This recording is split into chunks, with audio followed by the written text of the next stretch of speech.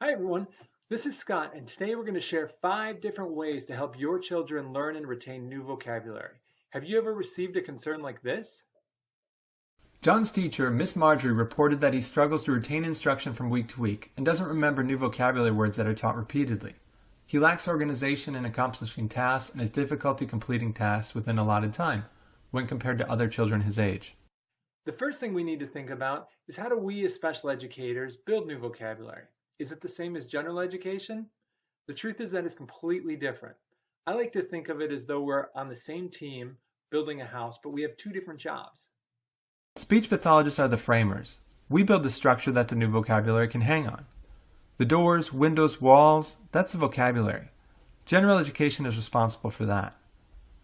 In typical development, children rapidly learn and retain new vocabulary without a problem. They possess rich, detailed vocabulary. But where does the vocabulary go if a child isn't typically developing or has an impairment? Without a structure to hang new vocabulary on, vocabulary isn't remembered, can't be recalled, and isn't associated with anything it is related to. That's why it's very important for us as special educators to work on building the framework for remembering vocabulary and not waste our time teaching loads of new vocabulary. Today I'm going to teach you 5 therapy strategies that are based on loads of research that help us teach children how to build and retain new vocabulary. We use the acronym FACT, Function, Attribute, Category, Therapy. Notice what's missing? Name. The ability to name an object is how we measure success.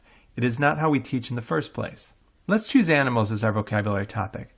And let's say a child can't say most of them. So we're going to do therapy on the items he doesn't know. Here are the 5 therapy strategies we can use to increase vocabulary. Description, compare and contrast, video or audio, storybook on topic, and in context. Let's start with description. A horse is an animal with hair. Or a horse is an animal that walks. Do you see how the simple table map lets us move words and easily create a syntactically rich 8-word utterance? Number 2, compare and contrast. We often abandon compare and contrast activities after kindergarten, but much of our rich description comes from what an object isn't as much as what it is. This is an example from Super Duper showing compare and contrast that can be used with older kids. Number 3, video and audio. We can't make any assumptions that the children we're working with have any knowledge about the vocabulary we're teaching. Show real images, not black and white, images of objects in their background or in the environment that they come from. Here's a tip. On the internet, search videos using a noun and a verb. For example, horse running. Choose the video that is the shortest, around 30 seconds, 20 seconds. Chances are these won't have any ads. Number 4, use both fiction and nonfiction books. Again, how do we know that our students have even ever been to the beach or the zoo?